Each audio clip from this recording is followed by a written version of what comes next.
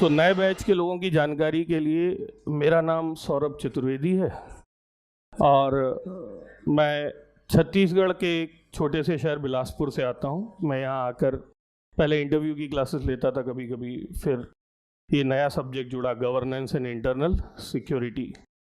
तो इन विषयों के साथ मैं आपके सारे बैचेस में लगभग 18 से 20 क्लासेस लेता हूँ। और एक शब्द आपने सुना होगा, मल्टी डिसिप्लिनरी, बहुआयामी, बहुविषयी, अंतर विषयी, एक शब्द सुना होगा। जो विषय गवर्नेंस और आंतरिक सुरक्षा में मुझे दिए गए हैं वो वास्तव में उस चीज़ की डिमांड करते हैं जिसे हम मल्टी डायमेंशनल कहते हैं, मल्टी डिसिप्लिनरी कहते हैं।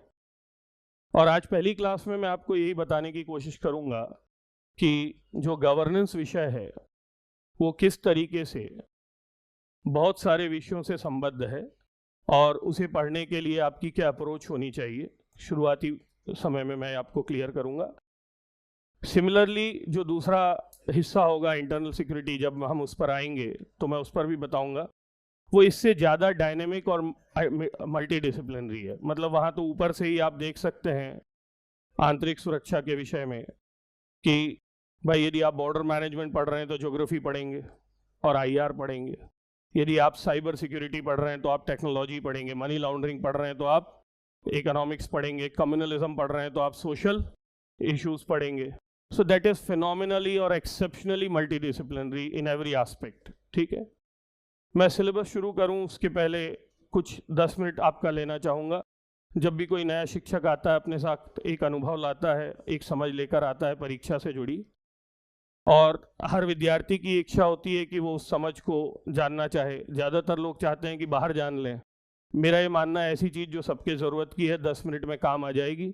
जो बहुत समझदार हैं वो भी सुन लें, शायद कुछ अच्छा ही होगा। ठीक है, तो सबसे पहली बात ये होती है कि मैं ये चाह रहा हूँ कि जब हम शुरुआत करें तो आप जो ट्रेडिशनल वे ऑफ स्टडी है अपना, उसमें कुछ बदलाव करने की कोशिश करें। 3-4 बदलाव मैं आपको सुझा रहा हूँ, इस तैयारी से जुड़े, इस तैयारी के दौरान हुए परिवर्तनों से जुड़े।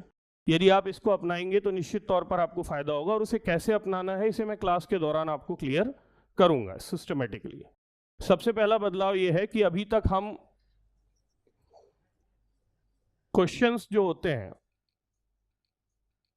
उससे आंसर्स निकालते हैं। मेरा ये मानना है कि आपको इस व्यवस्था को बदलना चाहिए। अब आपको आंसर्स बनाना नहीं, क्वेश्चंस बनाना सीखना होगा, क्योंकि अब आप इतनी पढ़ाई कर चुके हैं